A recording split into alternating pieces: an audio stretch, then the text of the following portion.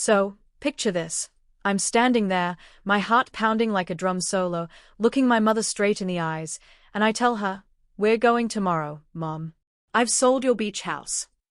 The look on her face was a mixture of shock, betrayal, and a touch of absolute horror, a look I knew I'd never forget. But what she didn't know, what no one knew until now, was the entire, convoluted, gut-wrenching story behind that single, brutal sentence. Was I a monster for doing what I did? Or was I just a son pushed to the absolute breaking point, forced to make an impossible decision to protect what was left of my shattered family? Tell me, honestly, after you hear everything, would you have done the same thing? Let's rewind, because this isn't just about a beach house, it's about years of manipulation, a lifetime of quiet suffering, and a desperate act of self-preservation. My name is Alex, and I'm 38. For as long as I can remember, my mother, Carol, has been difficult. Not difficult in the way a strong-willed person is difficult, but difficult in a way that slowly drains the life out of everyone around her. She was a master of passive aggression, a grand maestro of guilt trips, and a woman who truly believed the world revolved around her needs and desires. My father, bless his patient soul, bore the brunt of it for decades. He was a quiet, unassuming man, a high school history teacher who found joy in old books and gardening. Their marriage, to an outsider, might have looked stable. But beneath the surface, it was a constant, subtle war waged by my mother, with my father perpetually on the defensive. I have a younger sister, Sarah, who is 32. Sarah always took a different approach than I did. She'd either completely shut down or explode in frustration, neither of which ever really worked with our mother. I, on the other hand, became the fixer, the peacekeeper. It was an exhausting role, constantly mediating, constantly trying to soothe my mother's endless grievances, always trying to protect my father and sister from her emotional volleys. My childhood memories are often tinted with the anxiety of trying to predict my mother's mood swings, of walking on eggshells, of feeling like my own happiness was secondary to maintaining the fragile peace within our home. The beach house, oh, the beach house. It was my father's dream.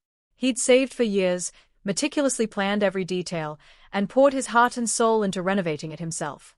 It was a small, cozy place on a quiet stretch of coast, a sanctuary from the everyday chaos, a place where he truly felt at peace. For him, it represented freedom, a place where he could escape my mother's constant demands, if only for a few weeks a year. For my mother, it was another status symbol, another thing to brag about, another means to control us. She'd invite friends and family, but always managed to make it about her generosity, about how lucky everyone was to experience her beautiful home. She never lifted a finger to maintain it, yet took all the credit. My father loved that house more than anything material. It was his haven, his legacy. He'd often tell me, his eyes distant and filled with a quiet longing. This house, son, it's where I can breathe. It's where I can just be. Then came the diagnosis. It was swift, brutal, and utterly devastating. Pancreatic cancer. Stage 4. They gave him mere months. The news shattered us all. But my mother, she reacted in a way that still chills me to the bone. Her immediate concern wasn't his pain, his fear, or our grief. It was about how this would affect her. What about my trips? Who will take care of the garden? This is just typical, isn't it, ruining everything? I remember standing in the hospital corridor, the fluorescent lights humming, hearing her complain about how inconvenient his impending death was, and something inside me snapped. A quiet, cold rage began to simmer. In the final weeks, my father, frail and fading, held my hand tightly. "Alex," he whispered, his voice raspy, "promise me you'll look after Sarah. And don't let your mother sell the beach house. It's all I have left of me, really. Keep it in the family, please." I squeezed his hand back, tears blurring my vision. "I promise, Dad," I choked out. "I promise." He passed away a week later. The funeral was a blur of sorrow and forced pleasantries.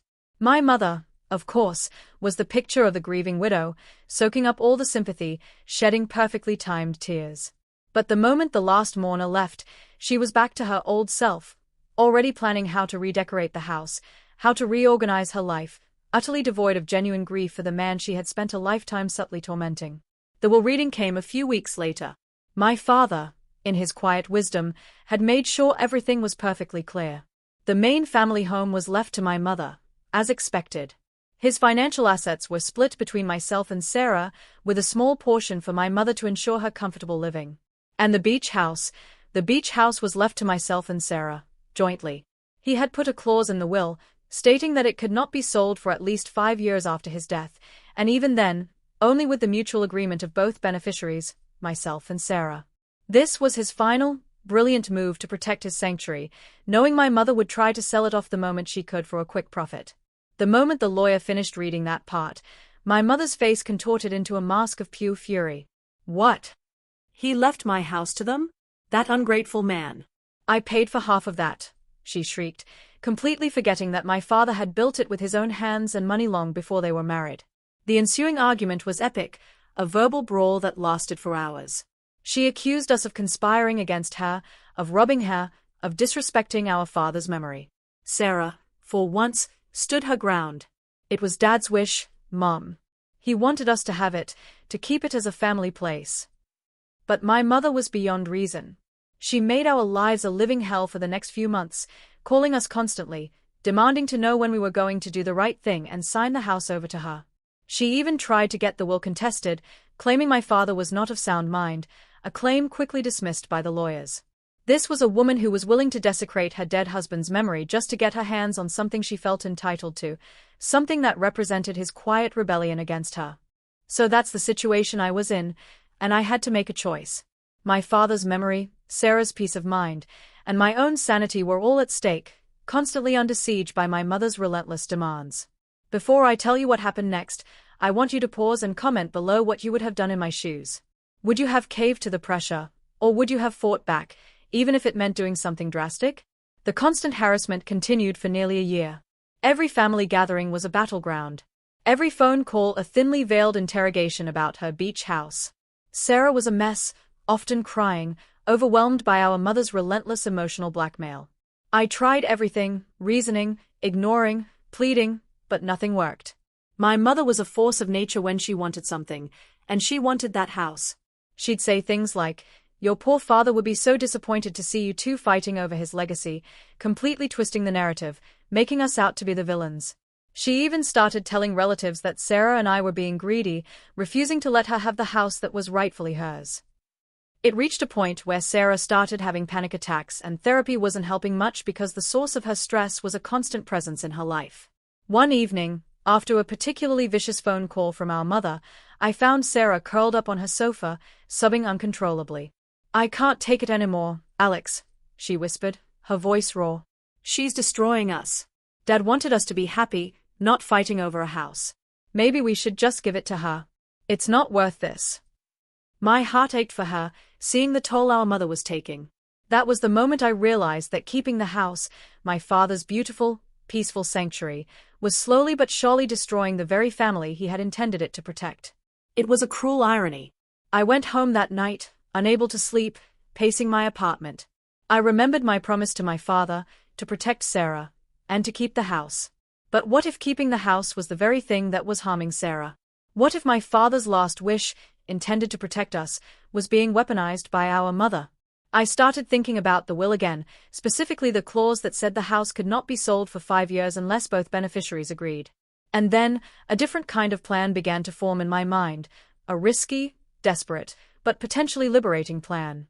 I knew it would be controversial. I knew it would ignite an inferno. But I also knew it might be the only way to truly free us. I spent weeks meticulously researching, talking to lawyers, discreetly, of course, and solidifying my strategy. I needed Sarah's full, informed consent, and it had to be her decision, not just me pushing her into something. I sat her down and explained everything, every single angle, every possible consequence. I told her my idea, how it would shatter our relationship with Mom completely, but how it would also provide a final, undeniable end to the constant torment. Sarah listened, her eyes wide, then slowly, hesitantly, a glimmer of hope appeared. "You really think this could work?" she asked, her voice small. "It's the only way to cut her out completely, Sarah," I replied. "To give her what she thinks she wants, but on our terms, and for a purpose she'd never expect." It took a few days, but Sarah eventually agreed. The relief on her face was palpable, even if mixed with apprehension. So, together, we went to an estate agent, a discreet one who understood the delicate situation. We had the beach house appraised. It was worth a significant amount. Then, we put it on the market, quietly, quickly. Within a few weeks, we had an offer, a good one, and we accepted. We handled all the paperwork, all the legalities, all the necessary disclosures, without a single word to our mother.